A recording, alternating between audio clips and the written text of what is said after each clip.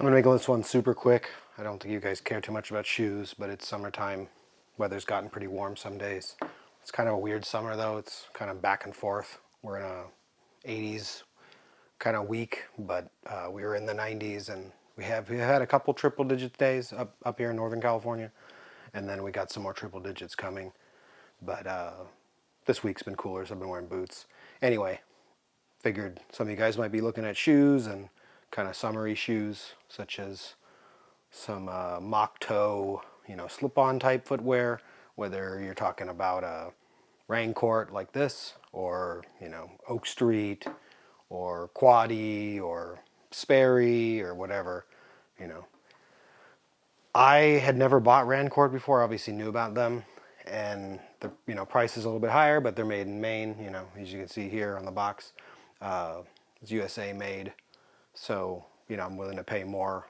I have plenty of Sperry boat shoes from back, years back, and even some Timberland boat shoes. All are obviously imported, and I still wear them in the summer, but, I wouldn't necessarily buy other pairs of them.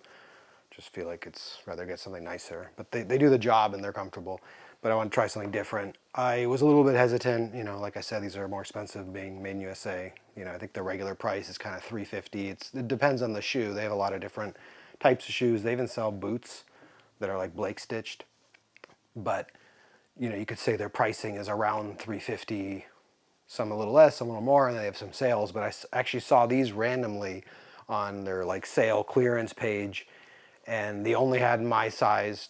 I'd heard go true to size with Rancourts, which I think is correct, but at the same time they have multiple lasts, so you got to look carefully and kind of see their suggestions. I did print out their sizing sheet, and it's kind of weird, and I'm not really sure I agree with it, because it almost suggests I should have sized down a lot, which I don't agree with at all with how these fit. But anyway, these were really cheap for their like half off. I think I paid 150, and I don't even, maybe there was a shipping cost, I can't remember, but less than half that kind of 350. But it was just pure luck, and it was a closeout type thing. And I actually like this because this is, as you can tell if you look closely, this is natural Chrome XL. So this is a marine. They had called this marine field. It's kind of the hip thing now.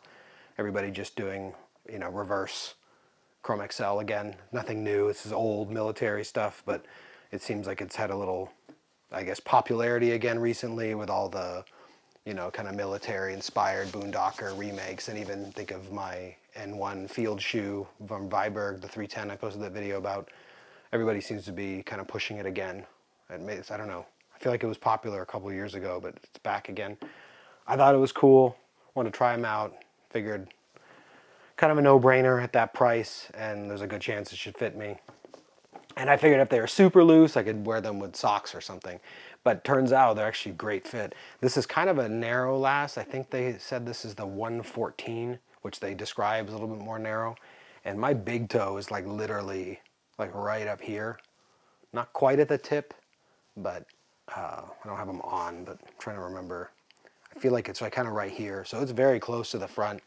And I don't think going smaller on this would have worked. I think an 11 would have been really, really tight and narrow. And I don't get a single bit of heel slip, so I don't know if that's pure luck because I did this pair that has the reverse. So this is a little bit, I don't know, I think for skin, so this is purely speculation, I think when you're wearing, which I wear these barefoot, that was the intention, the hope, and it works. I think when you have a raw skin, sockless, when you have the smooth side, it actually sticks more. It's kind of like tacky because your skin kind of catches this. Whereas when you're wearing socks, I think rough obviously is better. Think of boots because it catches your sock. It's like the cotton or whatever, wool, the cloth, whatever your sock is, kind of catches against this, and it's like the abrasion or whatever. It gets better grip. So I think if these maybe had been normal and the rough was on the inside, barefoot, maybe I would have had heel slip, but I literally don't have any heel slip. So these fit perfect. Like they're amazing. I just wonder if it's like a luck thing. The fit and finish is pretty good. I mean, it's really good for $150 in Made in USA, but that's not really a fair assessment being a clearance. But I noticed there's a lot of glue on the inside. That was the only thing that kind of was annoying. And it's slowly kind of peeling up as I wear them. and occasionally I'll have to pick it out as I could feel it flaking up. So they definitely, that kind of rough. And then I noticed, like, to me, this makes sense where you'd have this knot when they finish it on the inside, but then on this one, they did it on the outside. I think that's kind of not thoughtful. They should have started this one and then gone around finishing. So that way, you're wearing your shoe, you don't see this huge wadded up ball of melted, wax thread. Maybe that's why they're on clearance. I mean, obviously they're getting rid of them, but maybe these were like the seconds or so. They didn't call it a second. I don't know if they do, but there's no like tears or any marring or a couple little bits of glue. But even the Vibergs had that. This is kind of weird. It's almost like they buy these, but then they don't brand them. I thought that was kind of odd. I guess I expected this to say Rancourt or Rancourt and Co or something, and it's just plain. I don't care, but that's a little odd. But yeah, super comfortable. Really pleased. Kind of wish I could get another pair for 150, like a different leather or something, but whatever. I'll kind of keep an eye on it. Maybe next summer get another pair of Rancourts. But anyway, it's probably longer than it need to be. But these are pretty cool. Check them out. They don't really sell a Venetian with the rubber, but they have Venetians with, they call this a Venetian, this style, where it's just, there's no lace or anything. I think they have it with a leather sole. It's a super thin leather sole that barely has a lip for a heel there. But they certainly have their Camp Mox and Ranger, which is like a lace-up shoe with I think like 4 eyelets. They obviously have boat shoes, though. Like I said, I'm kind of not in the boat shoe vibe anymore, and I have plenty, so I don't need any more. But these are really cool, and they look good with shorts. Super comfortable, summer vibe. It's dope.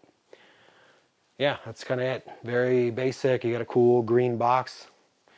It's a nice box, simple, some paper inside of it. That's it. There's no, like Oak Street, I think it gives you like shoe bags, which you don't really need for a slip-on mock type shoe, but whatever.